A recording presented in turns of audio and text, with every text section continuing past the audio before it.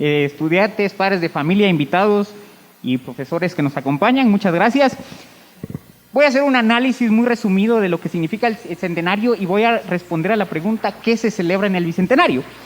Para respondernos qué se celebra en el bicentenario, pues hay que entender lo bueno del bicentenario y qué fue lo malo. Pero antes de responder qué fue lo bueno y qué fue lo malo, hay que entender los factores que determinaron que se firmara la firma de independencia y el contexto previo, y esto lo vamos a ver en menos de 10 minutos. Entendamos el contexto, cómo estaba Guatemala antes de la firma de independencia. Y es que Guatemala pertenecía a una unidad política llamada Capitanía General, llamada el Reino de Guatemala. No es que Guatemala fuera un reino, así se llamaba reino. Tengo un amigo que se llama Rey, no es rey, pero así se llama. El Reino de Guatemala era una capitanía general conformada por lo que actualmente es Chiapas, obviamente el país de Guatemala, El Salvador, Honduras, Nicaragua y Costa Rica. Esta unidad política llamada el Reino de Guatemala estaba gobernada por un capitán general, porque obviamente era una capitanía general, tenía que gobernar un capitán general, en aquel entonces era don Gavino Gainza. Muy bien, don Gavino Gainza era el representante del Imperio Español porque vivíamos bajo una monarquía absolutista, significaba que el rey gobernaba y controlaba los 3 poderes del Estado, nadie podía cuestionarlo, era una autoridad suprema. Bueno, y su delegado en la Capitanía General del Reino de Guatemala era don Gavino Gainza. Sin embargo, las demás provincias tenían sus gobernadores, intendentes que tenían diferentes niveles de autonomía, pero realmente estaban muy alejados de la capital, no existían carreteras, no existían vías de comunicación adecuadas. Entonces, había una centralización del poder político de toda Centroamérica que recaía en Gavino Gainza. Muy bien, es la parte política y geográfica. En la parte económica podemos decir de que existía una élite extremadamente rica que se aprovechaba de la explotación y de la miseria y la pobreza de la gran mayoría. Era realmente desigual y que correspondía o se basaba en la explotación especialmente de la gente indígena, aunque no todos eran indígenas. En la parte social, bueno, existen posturas, diferentes ideologías para entender cómo se dividía la sociedad. Desde un punto de vista étnico, podemos decir que habían españoles, criollos, mestizos, zambos, mulatos, negros, indígenas, etcétera, etcétera. Desde un punto de vista económico, podemos decir que había una clase alta, una clase media, una clase baja, pero yo lo voy a dividir la sociedad respecto a la característico o respecto a la participación que tuvieron en la independencia. En la cúpula estaban los españoles, que como les decía, estaba representada por la corona española, por Gavino Gainza, y tenía los puestos políticos más importantes. Luego estaba el Partido Conservador, que estaba conformado por los criollos, es decir, los descendientes de los conquistadores extremadamente ricos, que tenían ciertos puestos públicos a nivel más bajo, pero que eran muy ricos, por supuesto. Luego estaban los liberales, que tenían todas estas ideas nuevas de la Revolución Francesa, de la independencia de Estados Unidos, que estaba conformado por la gente intelectual, por profesionales, por médicos, por profesores, por todas aquellas personas que podían estudiar.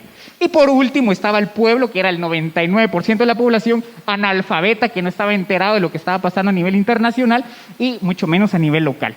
¿Sí? Por supuesto, porque no tenían los medios y la forma de entenderlo. Y por último, el sistema religioso. Recordemos de que la corona eran los reyes católicos. España, entonces la única religión oficial, legal, que se podía practicar era la Iglesia Católica. No había espacio para más. Muy bien. Entonces entendamos el contexto que nos llevó a la firma. Ya entendiendo cómo estaba Guatemala, veamos qué factores hicieron de que se firmara la independencia. Factor número 1, había una presión internacional. Nuestra metrópoli, nuestra colonizadora, había pasado de una guerra de Inglaterra a una guerra con Francia y luego a una guerra interna. Es decir, España había pasado por años en guerras, estaba endeudado y no podía concentrarse para ver lo que estaba pasando en sus colonias. Por aparte, el vecino de Guatemala, lo que es México ahora, o el virreinato de Nueva España, ya se había independizado.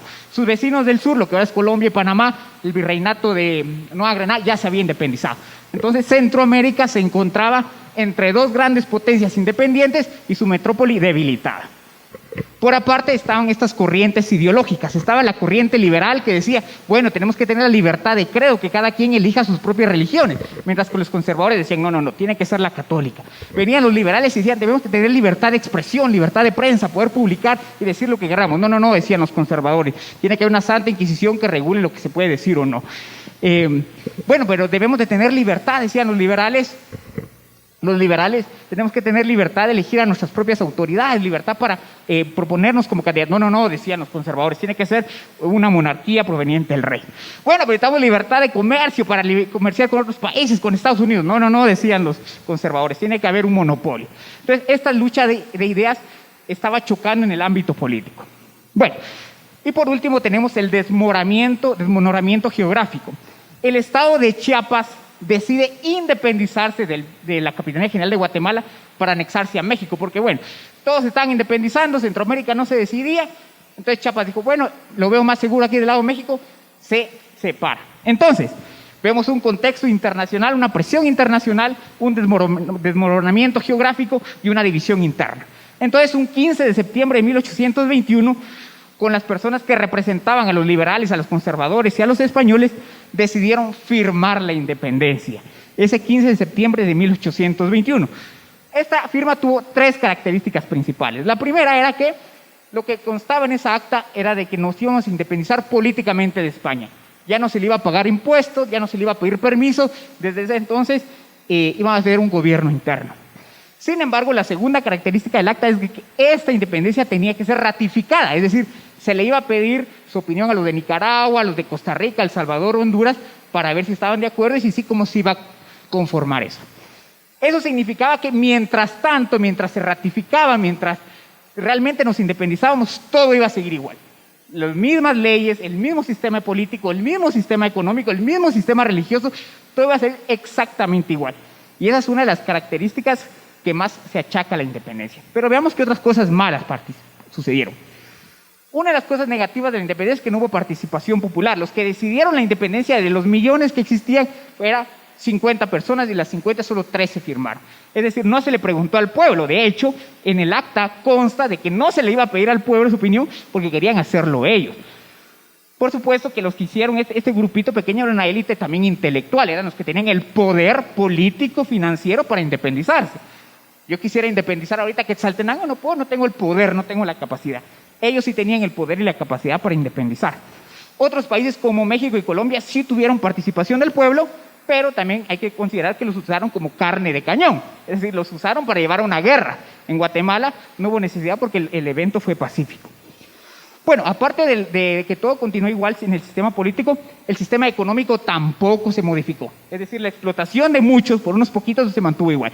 De hecho, el antiguo capitán general propuso hacer una reforma económica y no una independencia, porque lo que más importaba era la pobreza de las personas. Por supuesto, el lado conservador evitó que pudiera haber una reforma económica. El siguiente aspecto negativo de la independencia es que dejamos de depender políticamente de España para depender económicamente de otras potencias. Actualmente es Estados Unidos, en su momento fue Inglaterra, y era una de las críticas por lo que se oponían los conservadores a la independencia. Ellos decían, somos un país pequeño, somos un país débil, no tenemos el poder, no tenemos la capacidad para ser independientes, debemos esperar. No, decían los liberales, independicémonos de una vez, y precisamente en ese punto tenían razón los conservadores. Una vez independiente Centroamérica tuvo que endeudarse con Inglaterra para su funcionamiento, y les digo ahora es Estados Unidos. Otra de las cosas negativas que se le señala en la independencia es de que hay racismo, pobreza y corrupción. Ahora, estos elementos no surgieron un 15 de septiembre, esos elementos ya venían desde siglos atrás y tampoco se iban a terminar con una firma.